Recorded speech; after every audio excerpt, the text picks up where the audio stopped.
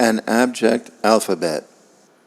I am abject, that is mortal and speaking, said Julia Kristeva. The term abjection literally means the state of being cast off. Abandoned, they left me from infancy to infirmity. I speak alone again, unworthy, abject, naturally. Abasement, for their gaze, for their touch, I will do anything. They love me not. My mouth is full of want, hard as it is to get my tongue around it.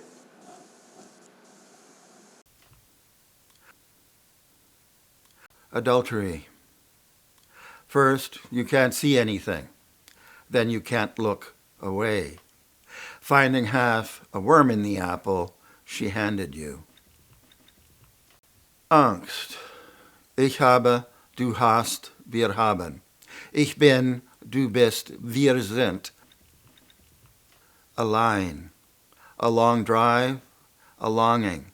No place. Shaking all over. And sitting still. Ich will rein. Axe. My father's, the one I lost, left behind. A long scar on his knee in the Christmas tree forest. He was the kind of guy.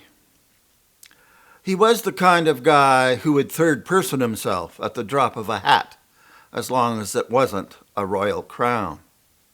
He was the kind of guy who would verb third-person himself and verb. He was the kind of guy who understood he became more of an existentialist every day he came closer to ceasing to exist. He was the kind of guy who would send the Canada Medical Assistance in Dying survey to his friends. He was the kind of guy who lived and examined life and was pretty sure he was flunking. First train, Boundary Creek Station. I was assembling my apparatus, intent on taking a photograph of the first train arriving here at the platform.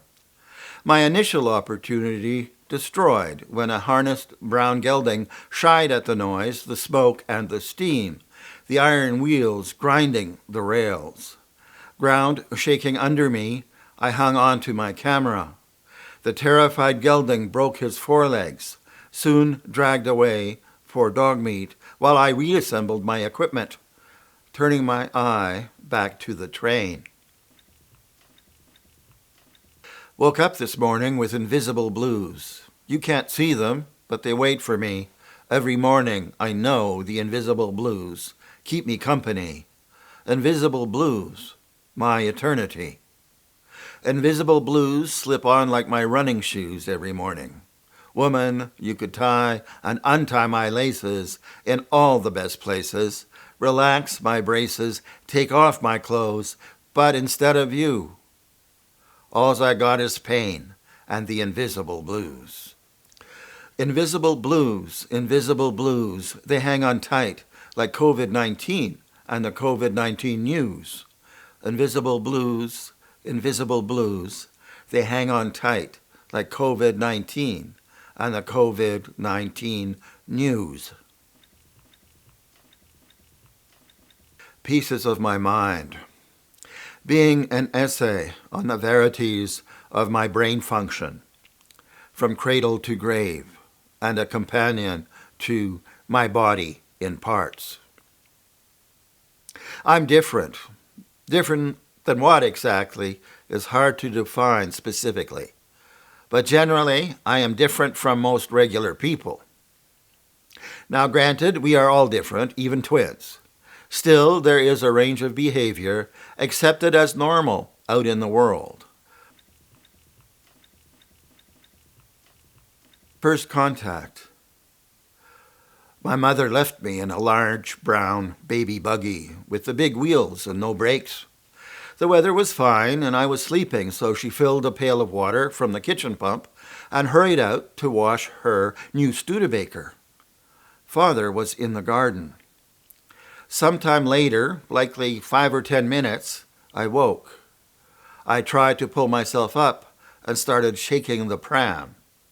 The pram was left in front of the door to the basement, which was left open.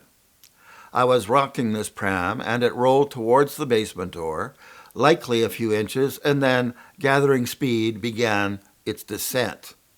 It didn't get far. My pram wheels caught on the first 2 stairs, pitching me forward and with gravity's assistance to the bottom of the stairs, which ended a step short of a brick and mortar wall.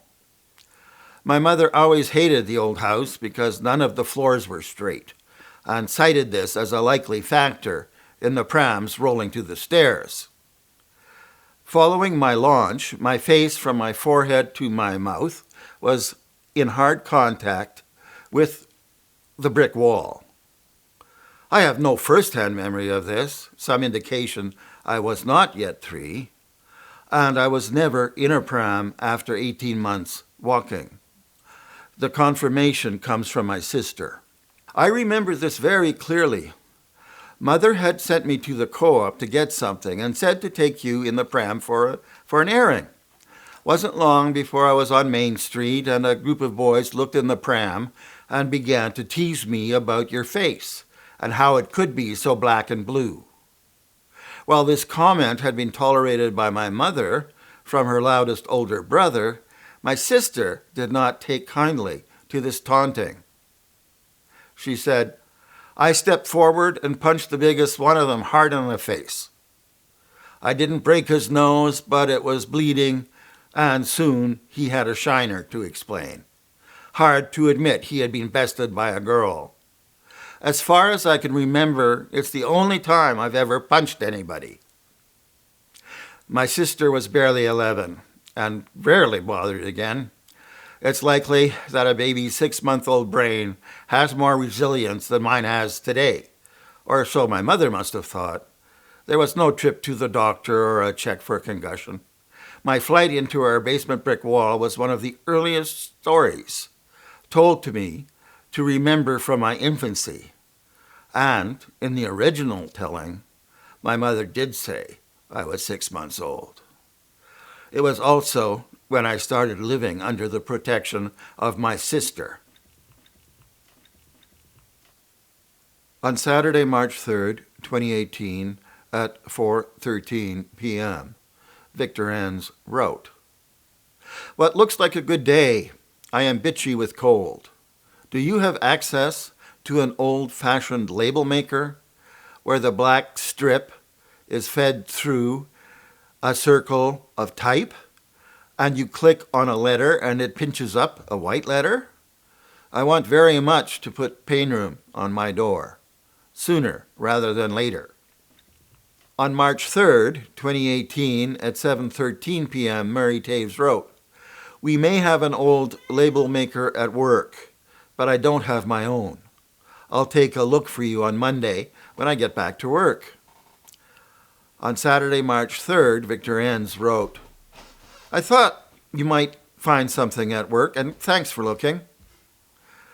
March 3rd, Murray Taves replies, There is a room of sad and forgotten technologies above the door. All give up hope who enter here. On Saturday, March 3rd, 2018, at 7:18 p.m., Victor Enns wrote, Hey Murray, I'm listening to Purcell's Dido and Aeneas, a great piece of music set to an old story by Virgil. My reading style now is more fragmented, scented like my writing. Books broke, spavined, hurled all about like so much shrapnel. So I just pick something up, read for a few minutes, and then move on. Hopefully back here to the keyboard. Murray responds, Yes, I'll have a look. Alas, I will have no Virgil to accompany me into the techno-purgatorium.